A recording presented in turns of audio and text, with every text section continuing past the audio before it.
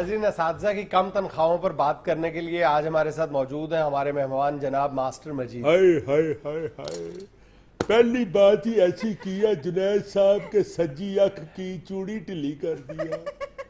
हाय, सारी नौकरी गुजर गई है, ये कम तनख्वाहों वाला रोना खत्म नहीं हुआ।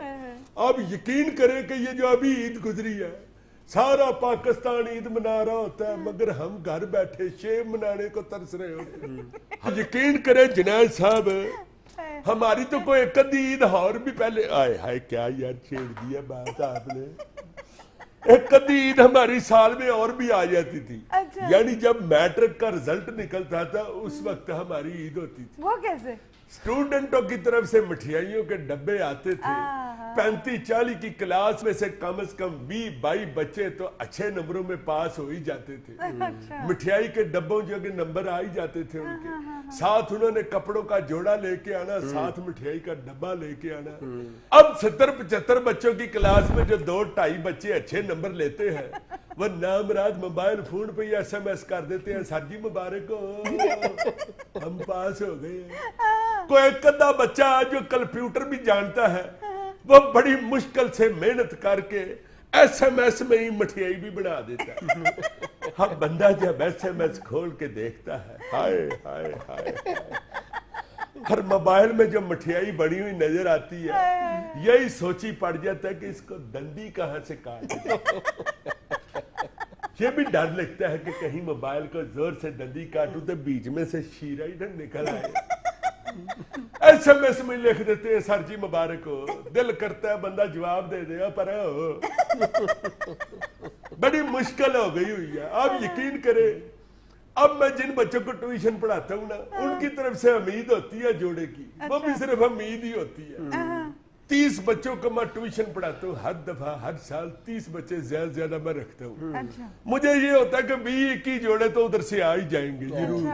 हाय हाय हाय, हर साल आपकी परजाई मुझे समझाती है, वे जी दिया वे केड़े 21 जोड़े डीकन डे 21 जोड़े तो मैं अपने ब्याह ते जहेज च लै गया जनाब। इस दफा तो आप यकीन करें कि मैं इतना अक गया हुआ था कि मैंने आपकी परजाई से कहा, मैंने कहा गाल सुन कर्मा लिए, ये जो 21 जोड़े बच्चों की तरफ से आने की उम्मीद है ना, ये मुझे पूरी होती हुई नजर नहीं आती।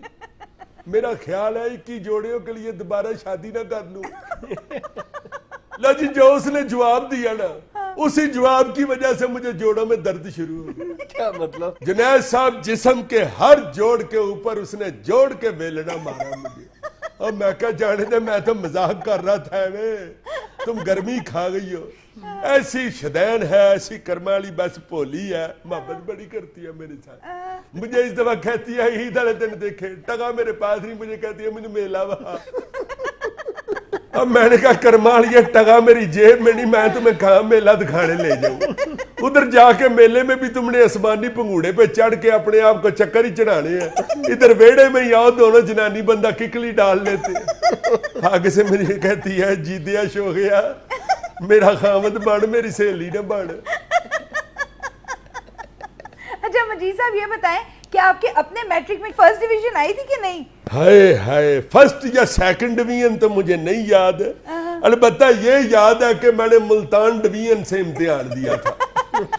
और वालदा साहिबा ने मेरा रिजल्ट सुन के तवे के पीछे से कालख उतार के मेरे मुंह पे लेप करके मुझे घर से बाहर निकाल दिया था। और मैं सारा दिन बाहर अपनी दीवार के ऊपर लगे हुए परनाले के पास खड़ा होकर रोता रहा था। जब अंधेरा हो गया और अंधेरे में मेरा काला मुंह देख के एक महल्ले की मुअज़्ज़ज़ औरत की चीख निकल गई, तो उसने फिर हमारा दरवाजा खड़का के मेरी वालदा से नाराजगी का इजहार किया कि तुहाडा कोतहान है, इन्हू अंदर ही रखो, बाहर लोगों ने ना रस्ता। उस वक्त जो बच्चे थे ना जी, वो माँ बाप से बड़े डरते थे।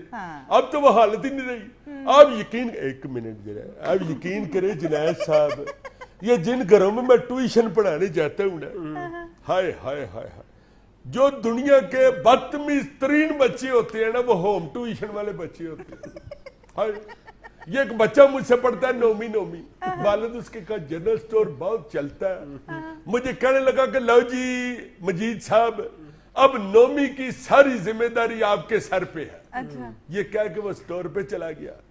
आधे घंटे बाद उसकी वालदा जब अंदर आई तो जिम्मेदारी क्या, नोमी भी मेरे सर पे था और मेरे सर पे बैठा हुआ और नीचे से मेरे दोनों कान पकड़ के की कर रहा था। और मैंने बच्चे के पांव इधर उधर करके देखा, माँ उसकी हंस रही थी। और मैंने कहा बहन जी अगर इसने इसी तरह की करना है तो मुझे एक बोतल पेट्रोल ही पिला छोड़ो। ऐसा खबीस बच्चा है वो। एकदम मेरा एक कान छोड़ के कहता ओ मास्टर जी तो कान थले डिग पिया। आप यकीन करें मैंने ढूंढना शुरू कर दिया, या अल्लाह खैर कान किथे टुर गया। और मुझे कान की फिक्र नहीं थी, मुझे ये था कि मेरी ऐनक लंगड़ी हो जाएगी। दूसरा मुझे ये डर है कि एक मेरा कान गवाच गया है, मैं एक कान से सुन के दूसरे से निकालूंगा कैसे। तुम गर्मी खा गई हो, ऐसी शदैन है, ऐसी कर्मा वाली बस भोली है, मोहब्बत बड़ी करती है मेरे साथ। मुझे इस दफा कहती है ईद वाले दिन देखे टका मेरे पास नहीं, मुझे कहती है मुझे मेला वहा।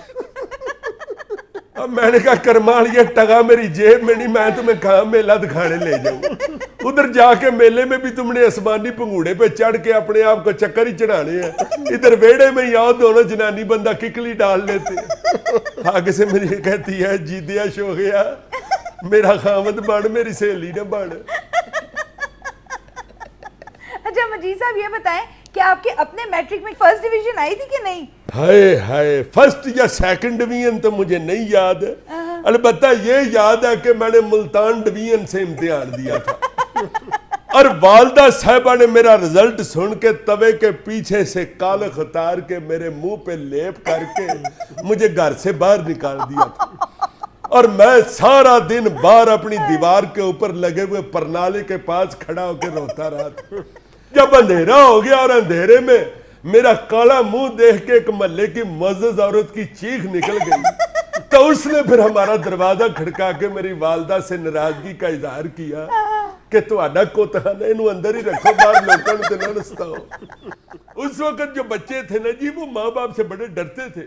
अब तो वो हालत ही नहीं रही। आप यकीन, एक मिनट जरा, आप यकीन करें जुनैद साहब, ये जिन घरों में मैं ट्यूशन पढ़ाने जाता हूँ ना, हाय हाय हाय हाय, जो दुनिया के बदतमीज तरीन बच्चे होते हैं ना वो होम ट्यूशन वाले बच्चे होते हैं।